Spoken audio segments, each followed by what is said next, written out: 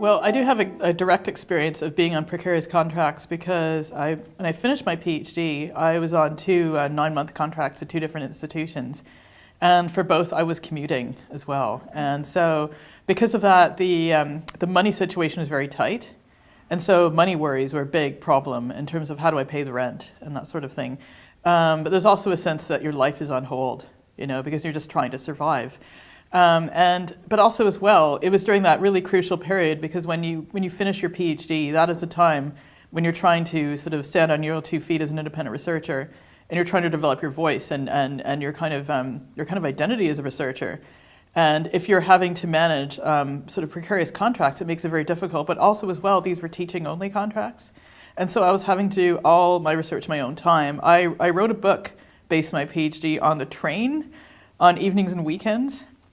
I did that because I felt that if I wasn't able to work on this book, then my intellectual life would die, and that was really frightening because this is kind of why I'm in this business, because I want to think, I want to ask questions, I want to explore things, and so that's kind of why I did that. But it is very difficult. I mean, I was able to finally get a permanent contract in 2013. And which was a huge relief. But I do have colleagues around me who are in temporary contracts. And I do think in terms of barriers facing black staff, I think that we know statistically that black staff are more likely to be on precarious contracts, and they also more likely to struggle in terms of getting a permanent contract. And now I've actually been on recruitment panels. And I've had, for one that I was on, we had something like 68 people apply for one post. And when you're dealing with that kind of level of competition, then you start to wonder whether the old hierarchies start to assert themselves. But as well, I do know that one other issue is to do with visas. I have a colleague I can think of who was a PhD student, and since then has really struggled in terms of having the right to stay in this country, because being on a precarious contract does not entitle you to the Tier 2 work visa, which enables you to stay in the country. You need to have a permanent job, and you need to show that you're earning above a certain income, and which is £30,000, which is actually well above the average income in this country. And a lot of the sort of posts like postdocs and research assistants don't actually pay enough. And so I'd say that is a huge barrier, I would say. So I basically finished my PhD in 2012, having done a Bachelor of Science and then 2 master's degrees.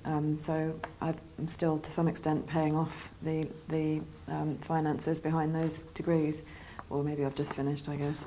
And since I graduated with my PhD in 2012, I've only been on a series of temporary contracts.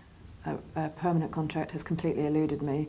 And what that does is it deprives you of a sense of permanence, self-evidently. It means that you can't plan for your future, you can't take any steps in life that extend beyond typically a 1-year contract. And I think it affects your self-esteem because you somehow think you're not good enough to have gained a permanent contract. People don't really talk about it very often with each other, so you assume that you're isolated and you're the only one who's going through this, although I do realise that in the country generally a lot of people are in the same position as me. And because I work in research, this happens to be the case more and more. So if you go into lectureship, there's a kind of career path, where you start off as a lecturer, move to a senior lecturer and so on. But if you're working in research, which is a very privileged area of the university in a sense, there is no such career progression, or nothing that's very easily defined.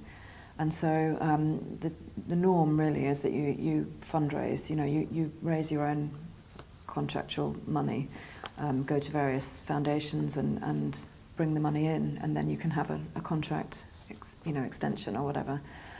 So I don't know if that answers the question really, but it gives you a sense of insecurity and lack of self-worth, and there's certainly no sense in which there's any kind of career progression.